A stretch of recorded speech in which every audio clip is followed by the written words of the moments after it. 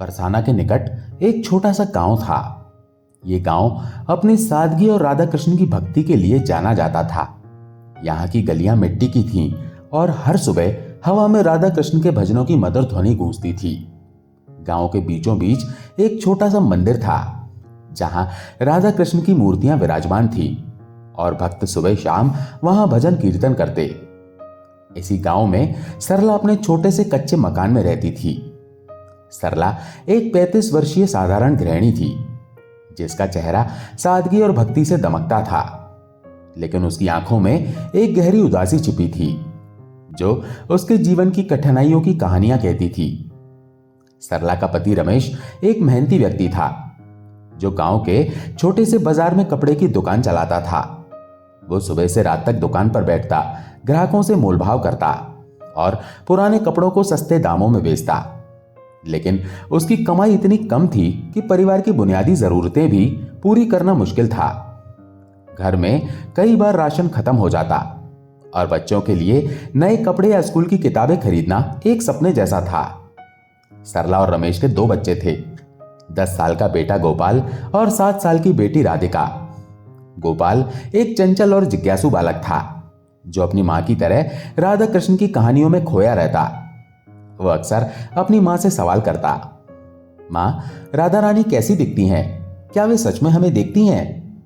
सरला मुस्कुराकर जवाब देती, बेटा, राधा रानी हर भक्त के हृदय में बसती हैं। वे हमारी हर पुकार सुनती हैं, बस हमें सच्चे मन से उन्हें याद करना होता है।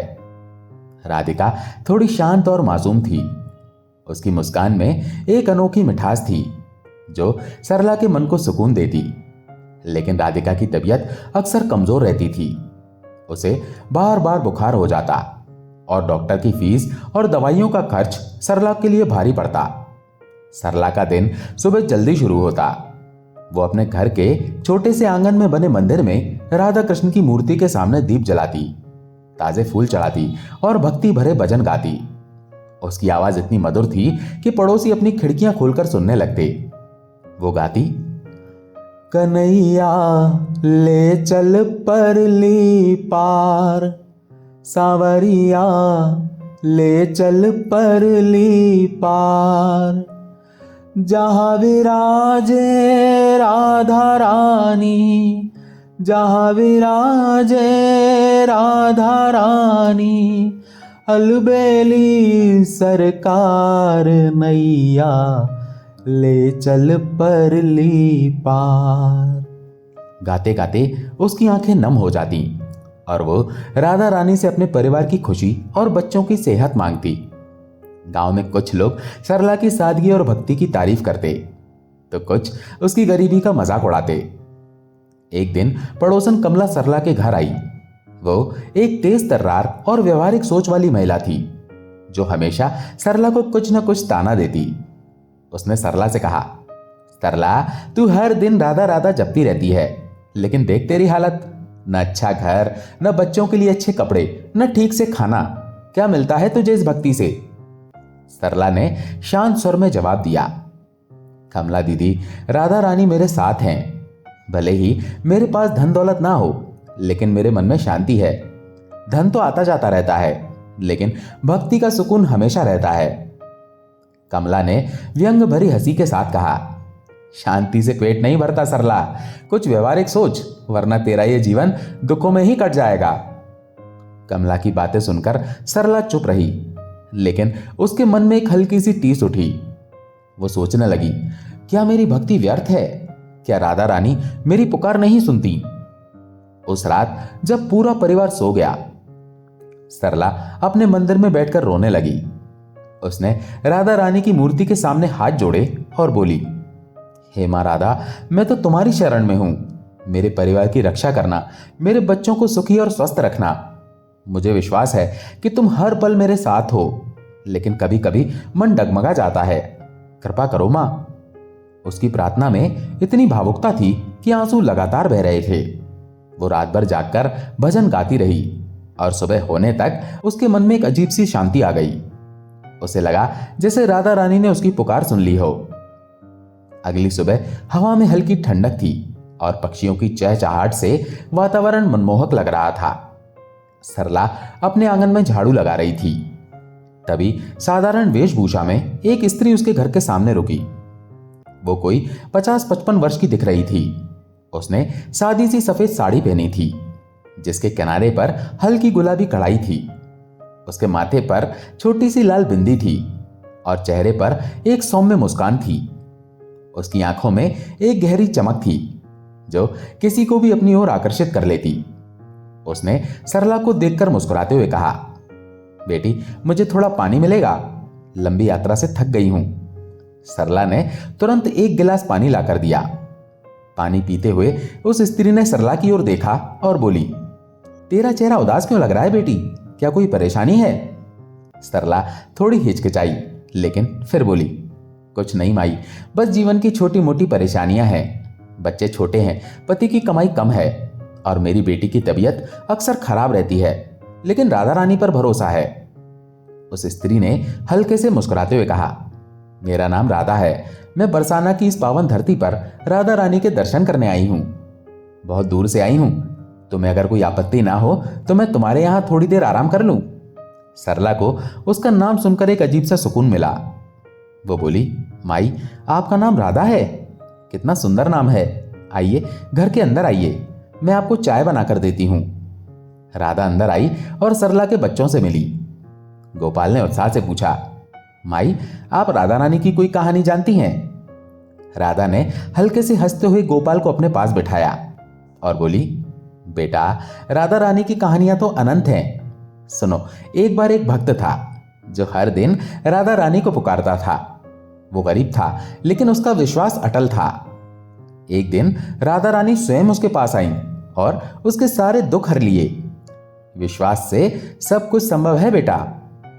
गोपाल और राधिका मंत्रमुग्ध होकर सुनते रहे।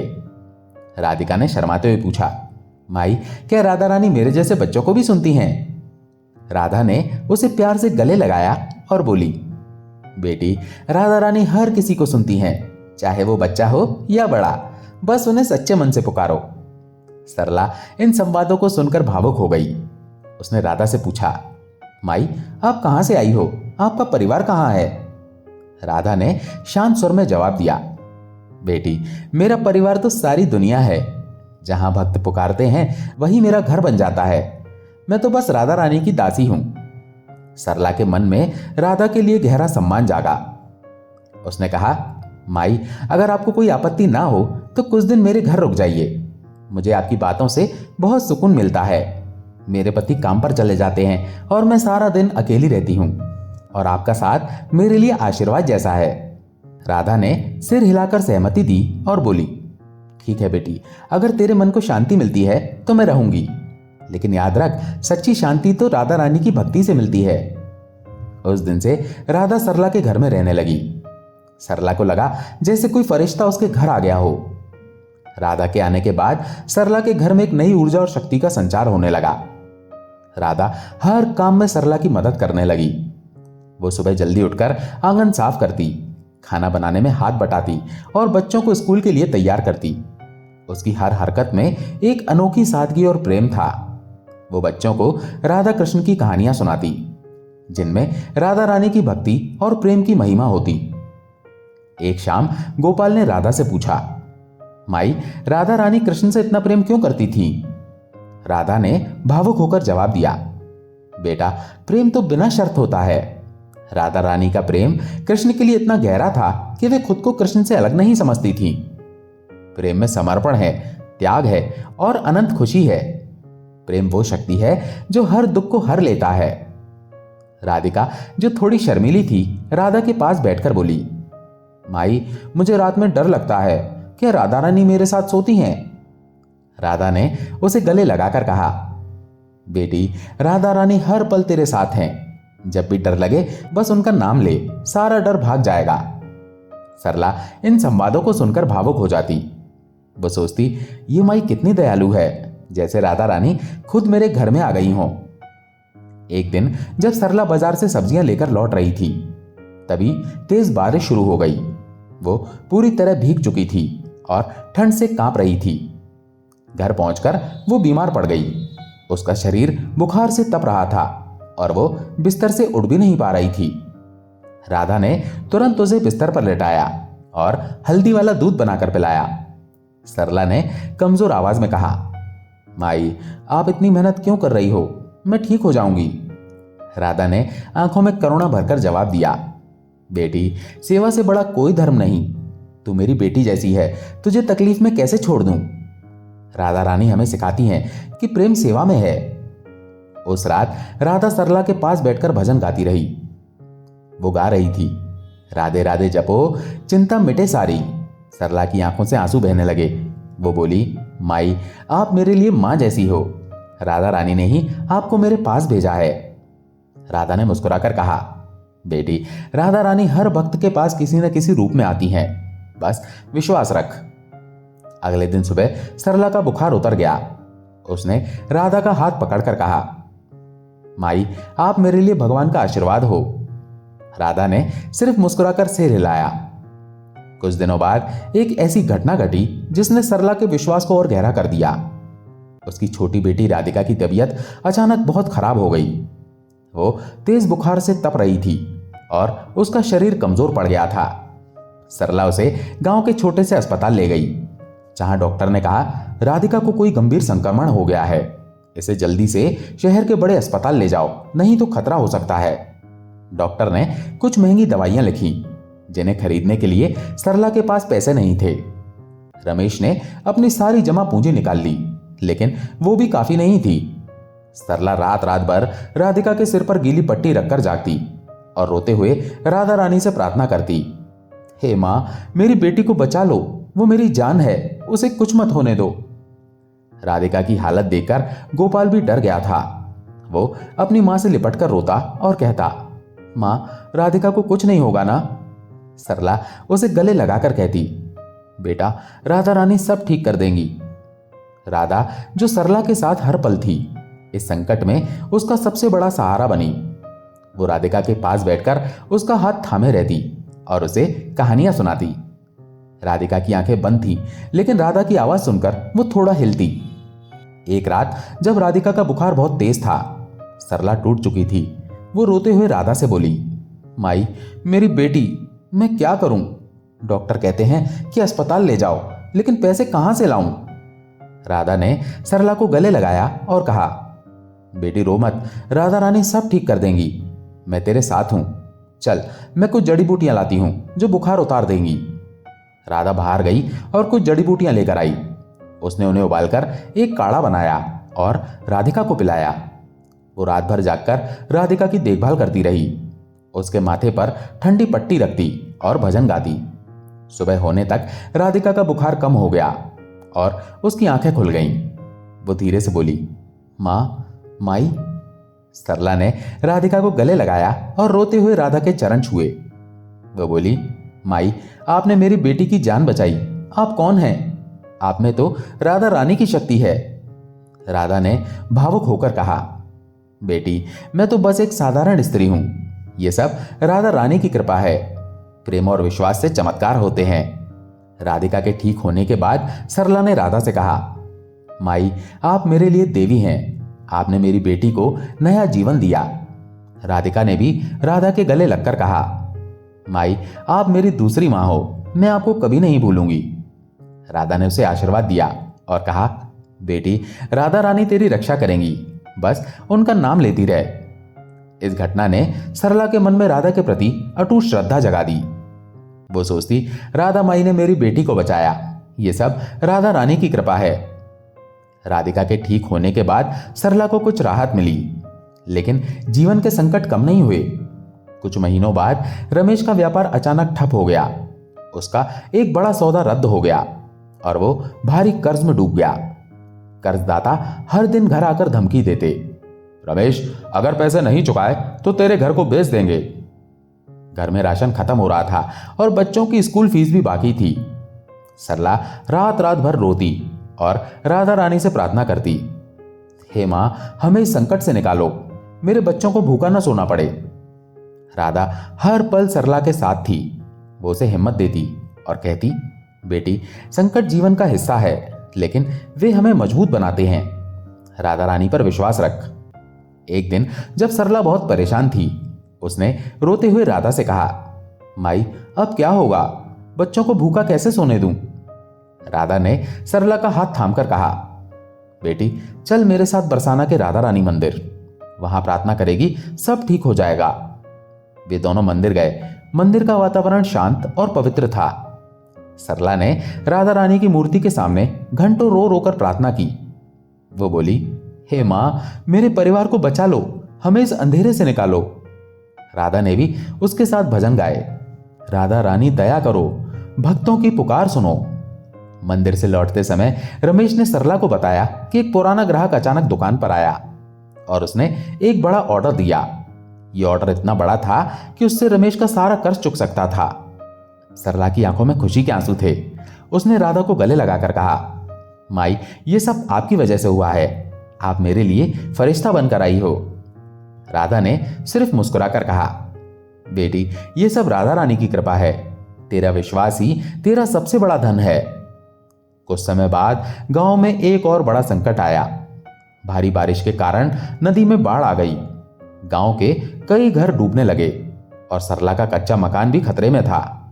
पानी घर के आंगन तक पहुंच गया था और सरला डर के मारे कांप रही थी। वो बच्चों को गले लगाकर रो रही थी, माई अब हम कहां जाएंगे, हमारा सब कुछ डूब जाएगा। राधा ने शांत स्वर में कहा, बेटी डर मत, राधा रानी तेरे साथ हैं, चल बच्चों को लेकर ऊंचे स्थान पर चलते हैं। राधा ने सरला, गोपाल और राधिका को लेकर गांव के ऊंचे टीले पर पहुंचाया, जहां बाढ़ का पानी नहीं पहुंच सकता था। उसने सरला के लिए सूखे कपड़े और बच्चों के लिए खाना इकट्ठा किया। रात भर वो सरला के साथ रही, उसे हिम्मत देती रही। सरला ने रोते हुए कहा, माई आपने हमें बचा लिया, अगर आप ना होती तो हमारा क्या होता। राधा ने कहा, बेटी राधा रानी हर विपदा में अपने भक्तों के साथ होती हैं, तू बस उनका नाम ले। बाढ़ के बाद जब पानी उतरा तो सरला का घर बच गया। गांव के कई लोग हैरान थे कि सरला का कच्चा मकान कैसे सुरक्षित रहा। सरला ने सबको बताया, यह सब राधा माई की कृपा है, उन्होंने हमें बचाया। इस घटना ने गांव वालों के मन में भी राधा के प्रति सम्मान जगा दिया। एक दिन सरला और राधा बरसाना के राधा मंदिर में भजन गा रहे थे। तभी एक बुजुर्ग साध्वी वहां आई। उसने राधा को देखा और अचानक उसके चरणों में गिर पड़ी। वो बोली, हे मां राधा, आपके दर्शन पाकर मेरा जीवन धन्य हो गया। सरला हैरान थी। उसने साध्वी से पूछा, माताजी आप ऐसा क्यों कह रही हैं? साध्वी ने कहा, बेटी तू नहीं जानती, ये कोई साधारण स्त्री नहीं है, ये स्वयं राधा रानी है जो तेरे साथ हैं। उनके दर्शन दुर्लभ हैं, तू धन्य है जो इतने समय तक उनके साथ रही। सरला को जैसे बिजली का झटका लगा। उसने राधा की ओर देखा जो शांत भाव से मुस्कुरा रही थी। सरला की आंखों से आंसू बहने लगे। वो राधा के चरणों में गिर पड़ी और बोली, मां मुझे माफ करना, मैं इतने दिनों तक आपके साथ रही लेकिन आपको पहचान न सकी। आपने मेरी बेटी को बचाया, मेरे परिवार को संकट से निकाला और हर पल मेरा साथ दिया। राधा ने उसे उठाया और कहा, बेटी मैं तो हर पल तेरे साथ थी, तेरा विश्वास ही मेरा आह्वान था। अब जा अपने परिवार को सुखी रख। उसके बाद राधा अचानक गायब हो गई। सरला मंदिर में बैठकर रोती रही, लेकिन उसके मन में अब एक असीम शांति थी। उसे एहसास हो गया था कि राधा रानी हर पल उसके साथ थी। जब वो बीमार थी, जब राधिका की जान खतरे में थी, जब बाढ़ आई और जब कर्ज का बोझ टूट रहा था। राधा रानी के चले जाने के बाद सरला का जीवन पूरी तरह बदल गया। रमेश का व्यापार फिर से चल पड़ा और परिवार की आर्थिक स्थिति सुधर गई। गोपाल और राधिका की पढ़ाई फिर से शुरू हो गई। राधिका अब स्वस्थ थी और उसकी मुस्कान सरला के लिए सबसे बड़ा खजाना थी। लेकिन सरला के लिए सबसे बड़ा धन था उसका विश्वास, जो अब और भी मजबूत हो गया था। सरला ने अपने घर के मंदिर को और सुंदर बनाया। उसने राधा कृष्ण की मूर्ति के पास एक छोटा सा दीपक रखा जो वो हर दिन जलाती थी। वो बच्चों को राधा रानी की कहानियां सुनाती और उन्हें भक्ति का महत्व समझाती। वो हर दिन बरसाना के मंदिर जाती और अपनी कहानी लोगों को सुनाती। गांव के लोग जो पहले उसका मजाक उड़ाते थे, अब उसकी भक्ति को देखकर नतमस्तक हो जाते थे। सरला की कहानी गांव-गांव में फैल गई। लोग दूर दूर से आकर उससे मिलते और राधा रानी की कृपा की कहानियां सुनते। एक दिन गोपाल ने सरला से पूछा, मां क्या राधा माई फिर से आएंगी? सरला ने मुस्कुराकर कहा, बेटा, राधा रानी तो हर पल हमारे साथ हैं। वे कभी किसी रूप में तो कभी किसी और रूप में आती हैं। बस हमें उन्हें पहचानने की जरूरत है। ये कहानी हमें सिखाती है कि राधा रानी अपने भक्तों के साथ हर पल होती हैं, चाहे वो साधारण स्त्री के रूप में आए या किसी और रूप में। उनकी कृपा हमेशा हमारे साथ रहती है। सरला की कहानी एक ऐसी मिसाल है जो ये बताती है कि सच्ची भक्ति और विश्वास हर संकट को पार कर सकता है। राधा रानी का प्रेम अनंत है और वो अपने भक्तों को कभी अकेला नहीं छोड़ती। बस जरूरत है एक सच्चे मन की, जो उनकी पुकार सुन सके और उनकी उपस्थिति को महसूस कर सके। दोस्तों, आशा है ये कहानी आपको पसंद आई होगी। अगर पसंद आई हो तो वीडियो को लाइक करके कमेंट में राधे राधे जरूर लिखें। चैनल पर अगर पहली बार आए हैं तो चैनल को सब्सक्राइब जरूर करें। राधे राधे।